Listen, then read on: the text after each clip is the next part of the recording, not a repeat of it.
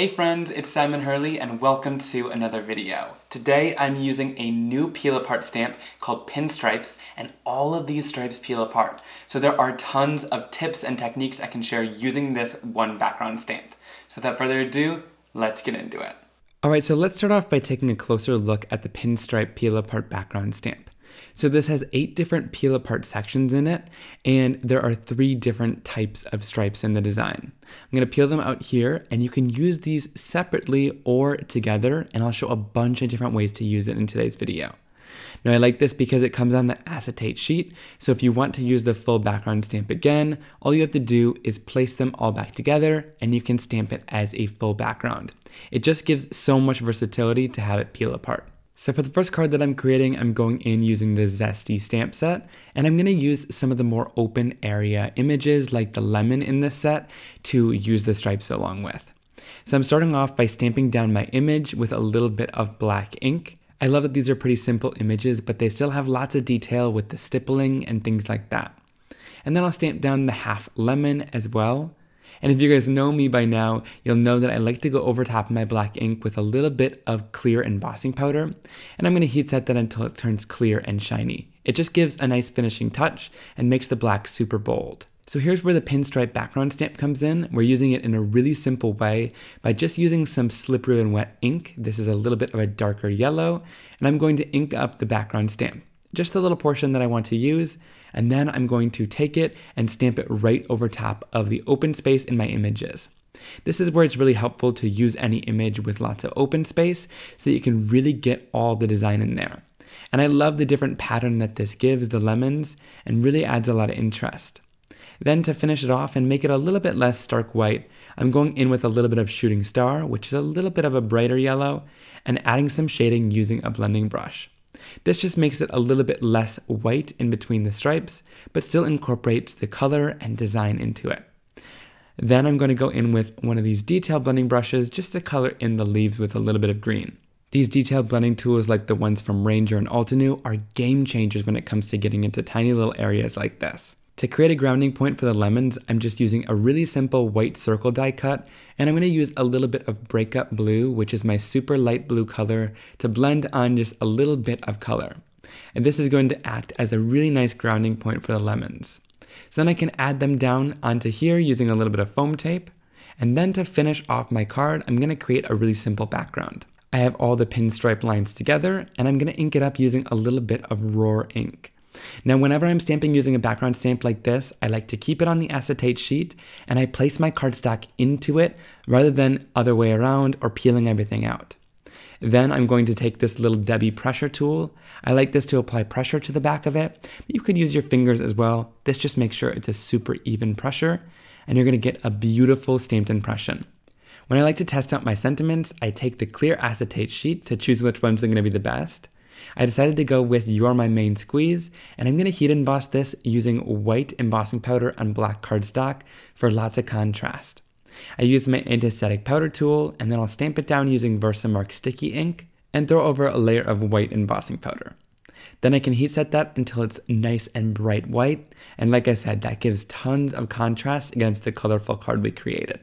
Now I like to fussy cut around my sentiments. The reason why I do this is just to make them kind of squeeze into smaller areas, and also it covers up less of your card design. It's something that I really like to do, and I encourage you guys to give it a try.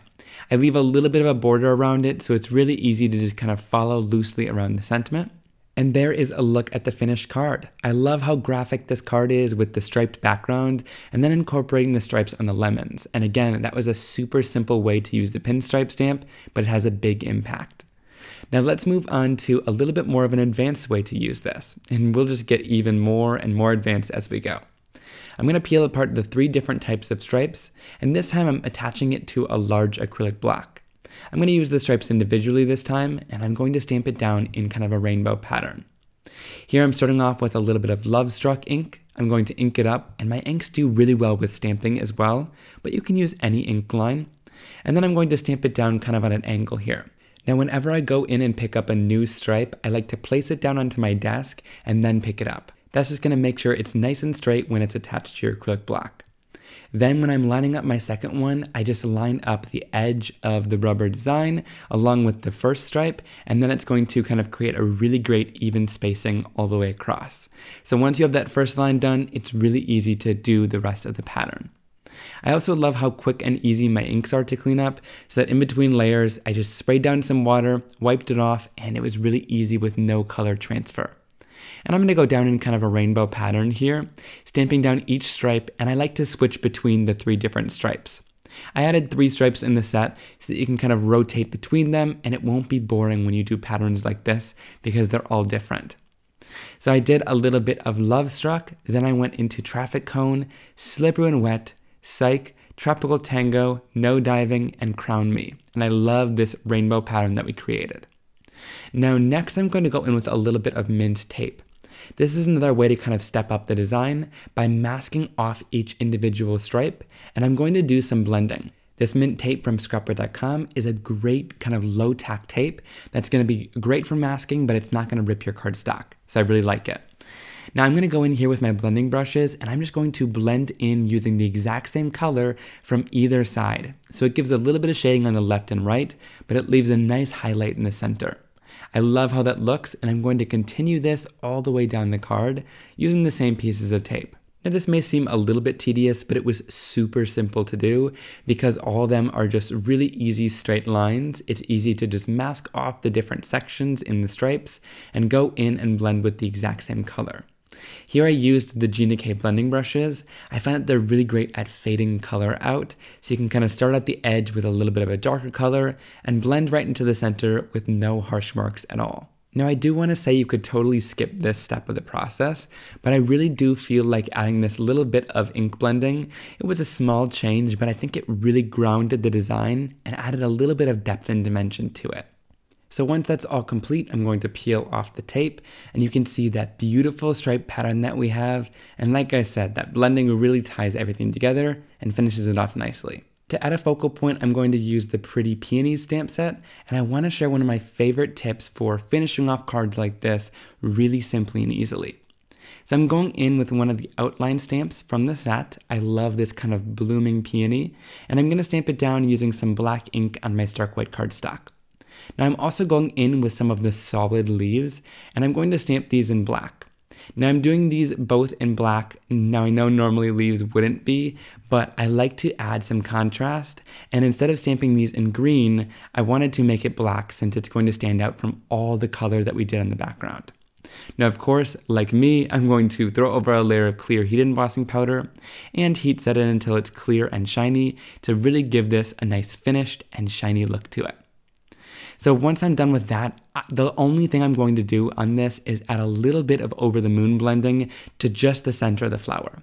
This is just going to give it a little bit of color and dimension without overwhelming it or adding too much color to take away from the background. I urge you guys, when you create a super colorful background like that, to just stay with a really simple image and maybe try leaving it black and white or just super minimal color like I did today. It really makes the background pop, and the focal point still stands out nicely because it has a great contrast. I'm going to fussy cut this out using my Spring Assist scissors, and it's a pretty easy shape. I also love these scissors because they spring back out at you, so your hands don't get tired at all. Then I'm going to take those little leaves and I'm going to just kind of place them and tuck them underneath that flower exactly how I want them with a little bit of adhesive. And I just like to kind of figure this out before we adhere things down to the card, exactly where these leaves are going to go. Then I'll adhere everything together, and I love how this card turned out. Like I said, that really high contrast design is beautiful, and I love how that colorful striped background turned out. It's a great way to use the stripes, their peel apart sections, to create each one in a different color. Now for this next technique, I'm using the Brutus Monroe Stick and Stamp Mat, and I'm going to stick my cardstock right down to it. I believe this is sold out right now, but you really just need anything with grid lines that you can have your piece of cardstock on. I'm going to take my first stripe for this design, and I'm going to line it up with 2 of the grid lines and stamp it down at kind of an angle there. You guys will see when I point here, I'm lining it up with 1 grid line, and then I angled it down, found another grid line to line it up with, and stamped that down. That's important because we want to do the same exact thing on the other side to repeat the design. So I'm lining it up with the same grid line on the other sides, just a little bit opposite so that it crisscrosses in the center. Once those first two are stamped, it's really easy to continue because you just have to line up the next line with the straight line of the last one. You no longer need to use the grid lines. So then I'm going in with different warm colors from my Simon Hurley Create ink pad line, and I'm just going to continue my design downward. And this is going to create a beautiful crisscross plaid pattern in the center. I love this because my inks are translucent, so you'll really get to see the new colors that are made and all of the different lines intersecting to create this beautiful plaid pattern. It's something that is totally unique with this background stamp, and I think it's a really cool design because you're able to do it in so many different colors, and it's just so beautiful. It looks like your own pattern cardstock. And you could do it in many different ways, depending on how you stamp the lines. You just need to intersect them like this to get that beautiful crisscross plaid pattern. So I finished that off with all of those warm tone colors. I love how it turned out with that kind of gradient there. And all those intersecting lines in the center make such an interesting and beautiful pattern for your card. So once I'm done stamping, to clean up my stick and stamp mat, I just spray it down with some water to clean off my ink and wipe it down nice and clean. And once that water kind of evaporates off the mat, it'll become nice and sticky again, and you're able to keep reusing it over and over. So I just take that acetate sheet and cover it so that no dust gets on it, and then I'm ready to use it for my next project. So then for this card, to finish it off, I'm adding a piece of black cardstock for some nice contrast, and I've cut it down with a little bit of a border on either side. Now a great tip when you're lining things up from the top and bottom is just to line it up on either side starting at the top, and then kind of place it down, and it should line up all the way down. It's really a great tip. I'm going to finish off the card with a nice big sentiment. I love this sentiment that says "Sending Hugs" from the Sentimental Flowers stamp set. You guys can see this one is well loved. These are handwritten sentiments that I just love to use. I'm going to stamp this "Sending Hugs" down onto my black cardstock, again for some nice contrast using the white embossing powder. I'm stamping it down using clear sticky ink, and then I'll throw over a layer of my Ranger white embossing powder for a nice crisp sentiment. I'm going to heat emboss that till it turns nice and bright white, and then I'll do the same thing, cut it out and add it down. And you guys can see this card just turns out so beautiful. There's not even a need for any more focal points. I think the background stands out so much on its own, and that pattern that we were able to create was very simple but stunning. Now, I want to show you guys one last technique with this, is that you can bend the stamp in many different ways. So you can kind of arch it like a rainbow, or you can create kind of a cool retro twist to it. So here I'm starting on my acrylic block. I'm going to bend it down in the center like this, and then end it on a straight line as well. So it just creates this kind of cool retro-y bend in the center of the stamp. I'm going to then stamp it down using a little bit of Psych, which is this really beautiful greenish yellow color. And then I'll stamp it down right onto my cardstock. Now you can see that stays nice and bent, and it also doesn't warp the design or ruin the stripes at all. It just creates that beautiful bend in it, so it really adds lots of versatility to the stamp, so you can bend it in whatever direction you want. You can kind of arch it to create your own rainbow, or bend it like this and get that kind of cool wave to it. I love that you can do this with rubber stamps when they're thin like this, so you can create your own designs and get even more versatility with it.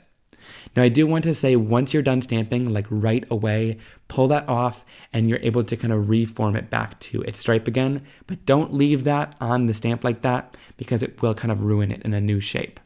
But I love that new pattern you're able to get, and I think that's even another great way to use it. Alright guys, I hope you really enjoyed that video. If you did, please give it a big thumbs up and leave a comment down below on which card was your favorite.